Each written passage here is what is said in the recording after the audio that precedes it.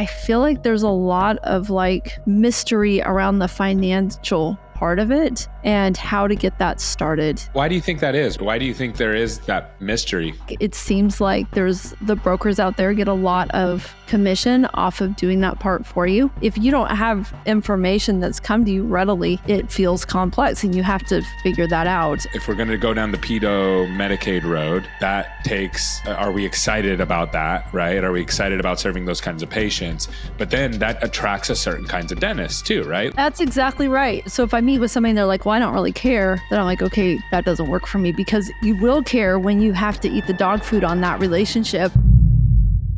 Welcome back to another episode of Dental Marketing Go. I'm your host, Gary Bird. I'm the founder of SMC National, where we help you create, convert, and close more new patients so you can grow the way that you want. And every once in a while, I get to have a conversation that really just breaks down things in a way that most people don't understand in the dental industry. And today I have Jodi Evans, and she's online everywhere. I'm sure you've seen her before. You've heard of her. If not, go check her out. But she's going to break down what she's been working on, and it's going to blow your mind. She's actually putting her money where her mouth is and doing something that most people would not do. And she's also documenting it and telling the whole story, the good, the bad, the ugly. And I think you're going to love it. Stay tuned. All right, we are live, and this is going to be the most unique dental podcast that you've ever heard in your life. I promise you, the two things that we're going to talk about combined make why Jodi is so special. And if you haven't seen her online, follow her online. She has a lot of this content out there. But number one, Jodi has recently decided to move out of the United States to one of my favorite countries. If you've never been there before, it's beautiful. It's like a little cut of paradise. And just, it's awesome. It's Costa Rica, which actually, when I went there on vacation, my wife and I walked around downtown San Jose in the middle of the night, and it felt safer than where I live in LA County. And so, so that was cool. And then number two, though, and this is where it makes it really interesting, Jodi is also starting a DSO, which she's worked in the DSO world for a long time, but now she's starting her own DSO. But this is what makes it so unique. She's documenting the whole process, which I know Jodi. So Jodi's going to tell the good stuff, but she's also going to share the hard and the bad stuff where they fail and why it's so hard. And I think that's going to bring massive amounts of just opportunities for people to learn in a real way. And so Jodi, thank you. I just reached out to Jodi. I said, Jodi, can we just talk? And she said, absolutely. So thank you so much for coming on today. Thank you. It's an honor to be here and to just share my little journey. It's so new. But sometimes I think the beginning is the hardest part. So, or I don't know, maybe it's just one of the hard parts, but it's new to me. So I'm excited to share what's new to me. Yeah. Starting a business is hard. That's the hardest part. And I know you've had a lot of experience with that, because then it's the unknown, right? It's all the unknown stuff that's scary. So walk me through just like the decision to start a DSO and then the decision to document it. So I heard the first question, the decision to start to see a DSO and why I did it. So I moved to Costa Rica, and I was watching this show on Netflix called The World's Toughest Race. I think it's on Netflix. And it is literally the world's toughest race. People like nearly die on it. And they go through, it was across Fiji. It was super intense. And I was watching these athletes, and they have all this other experience, but they're like, this is something we haven't experienced before. And the number one team who won, and they all gave great lessons. The team who won at the end, they said, what do you think made it possible for you to achieve this goal? And they said experience. And it hit me really hard. I was like, we do consulting as well, and we're helping people, but we've all, my team and I have all had experience doing what they're doing. And so some of these things that people go through are easier for us because we've already made those decisions in the past multiple times. And so I thought, why aren't I starting a DSO? And I can go to a place where none of my clients are, so I'm not competing with them, and I could start that journey. And so that was it. I reached out to my dental partner and said, what do you think? And he was like, I think it's awesome. Let's do it. And so that we started. I'm sorry to interrupt, but I got something really, really important to share with you that's going to bring massive impact to your practice.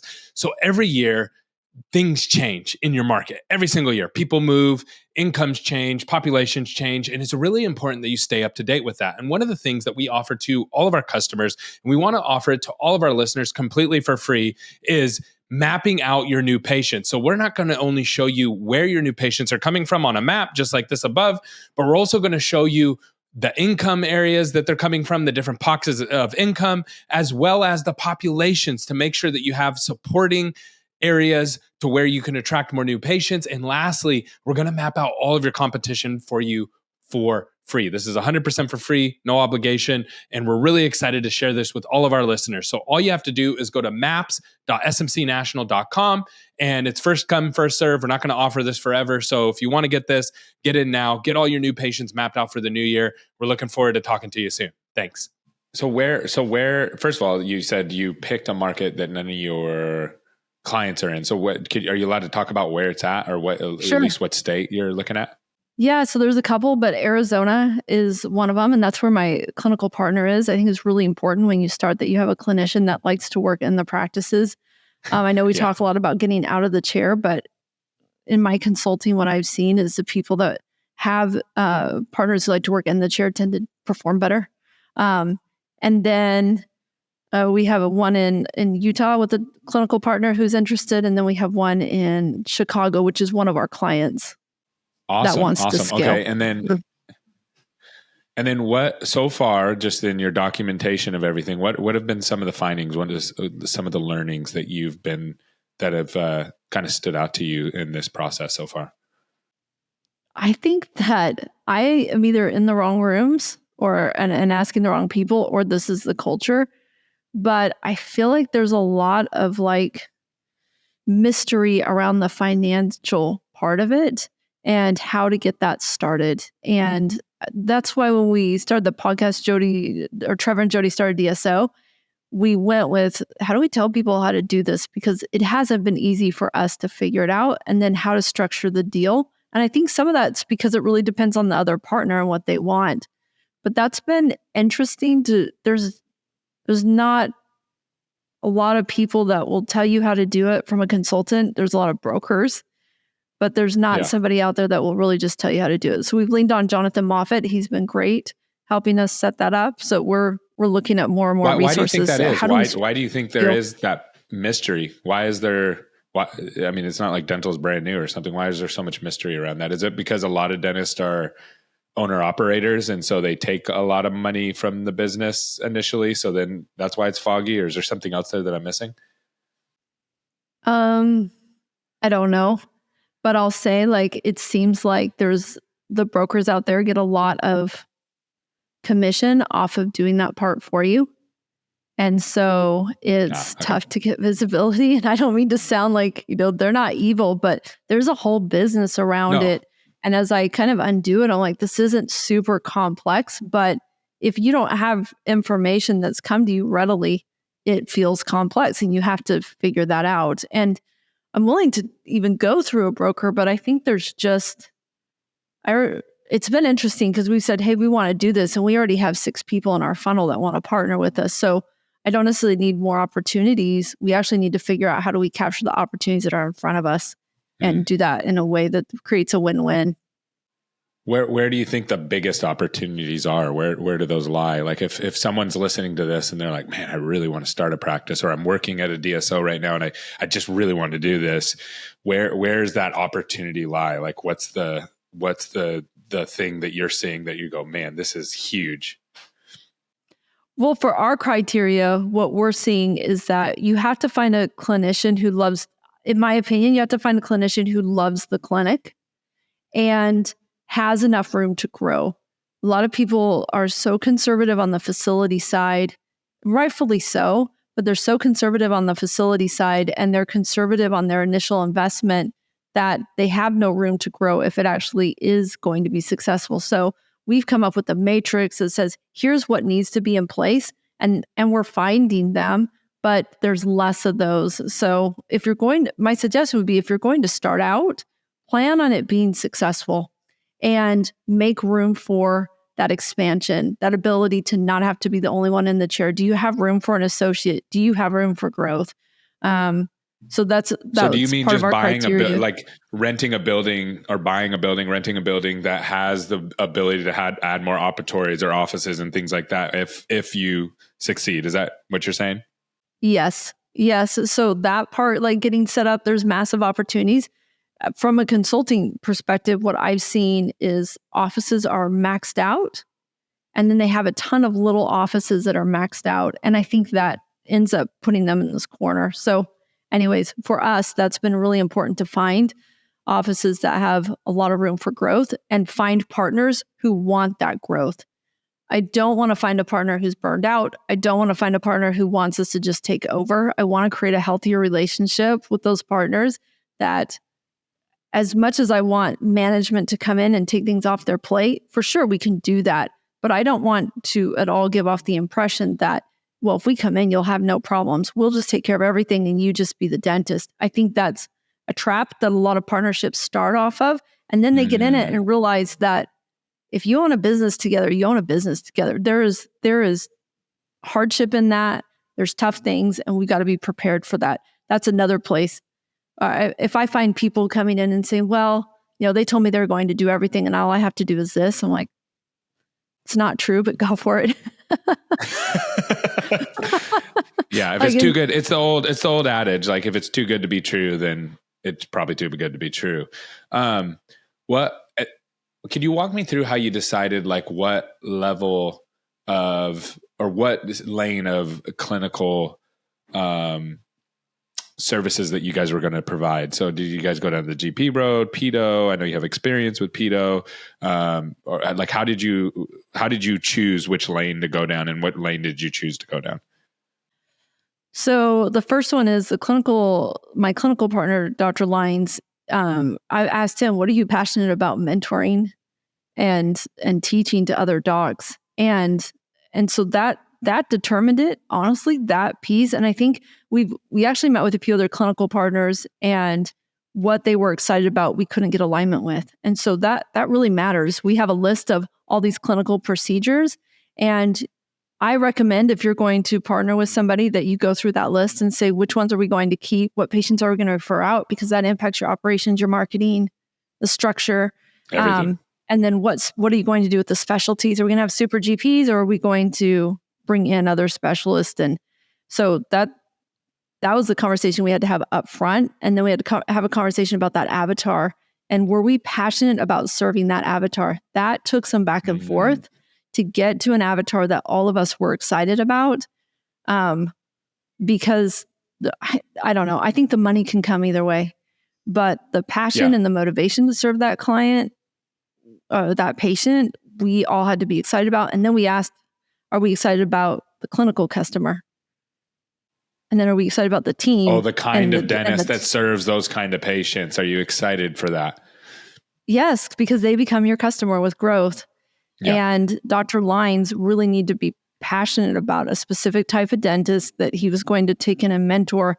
Because if I had a clinical partner that wasn't excited about developing clinicians, that is such a tough road.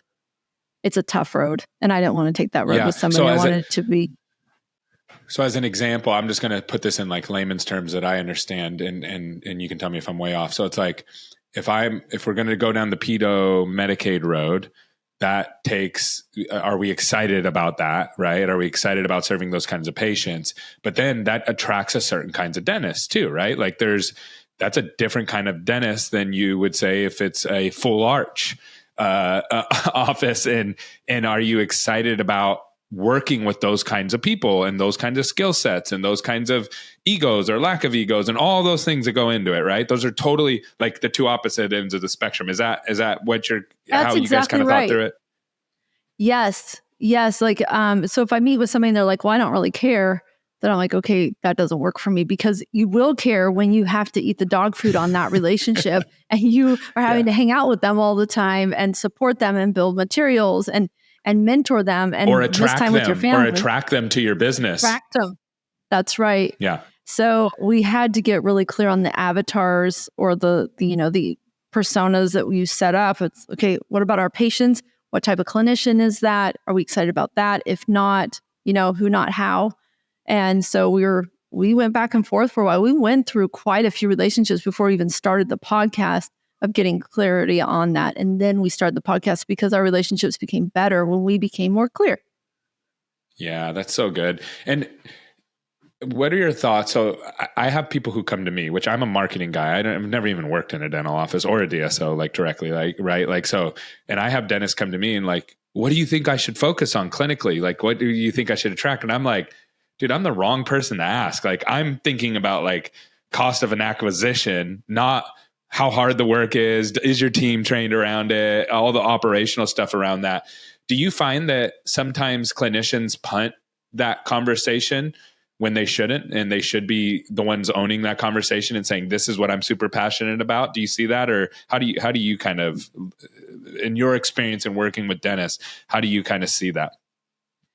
I think that's a great call out. When we initially work with different team members and things, when you ask a clinician, who do you see? Some of them a little bit less experience and have still been able to grow actually a lot of practices, but they'll say, we see everybody. And that's that moment where we go, okay, but who do you love to see? What does that look like? And if you can get them to tell the story about the patient that they love to see, I think that drives so much better alignment. It's interesting because I think people are seeing a specific type of patient really well intuitively. So it's just bringing that intuition to the front. So they know the answer, but they don't know how to ask the questions to get to that right answer. But if you watch what they do and not what they say, you would probably see in their model, there's a very specific patient type that they cater to really well. And then there's others that they see and they refer out, or they roll their eyes, or they punt to somebody, an associate to see. And you kind of go, okay, that's the patient you're maybe less excited about. So let's get aligned. Yes, that's such a good way to say it. So just helping them work through that. And if you're somebody that's listening to this and you're a dentist, getting clear on that helps you help other people, helps you, if that makes sense, right? Like the more clear you can get with your operators and your team and your external coaches and vendors and those kind of things of what you're trying to do, the more clear that everybody can, the more clarity it provides them to be able to help you. And it becomes clear who can help you too. Because if you're serving everybody, then you're serving nobody. And that makes it really tricky for everybody involved. It confuses the team. It makes them feel like they're failing. It also confuses your recruiting. So you have to sound like everybody else. And then that gets you a different type level of support, a level of clinician as well, level of practice leader. But if you say, if you can create a patient story and then attract people and tell that story, then I think at the end of the day, you get better people because you're actually leading better at that point. So we had to work on that because people die of indigestion in dentistry, not starvation typically.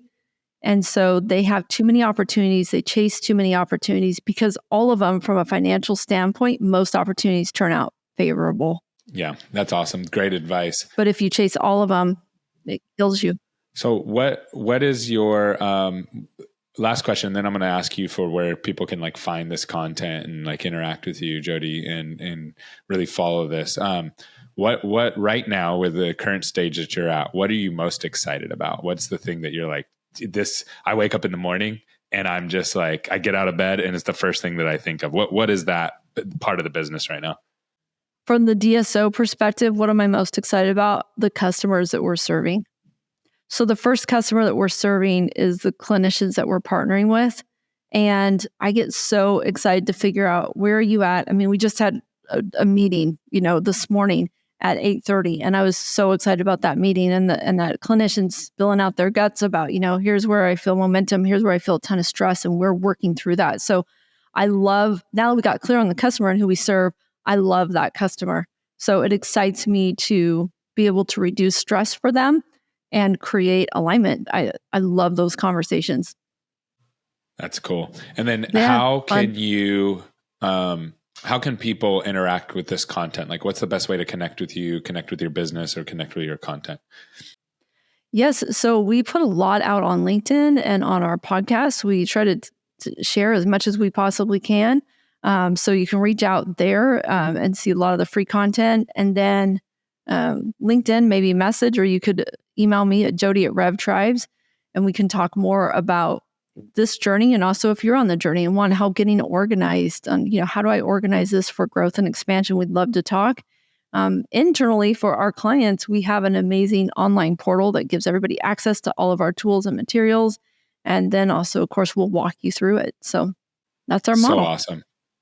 Awesome, Jodi. Well, congratulations and amazing job on always leveling up and always doing cool things, because it's just really exciting to watch. And thank you for talking through this with me today. I really appreciate you coming on and sharing your story. Thank you so much, Gary. It's always an honor to be here. Appreciate you. All right, bye.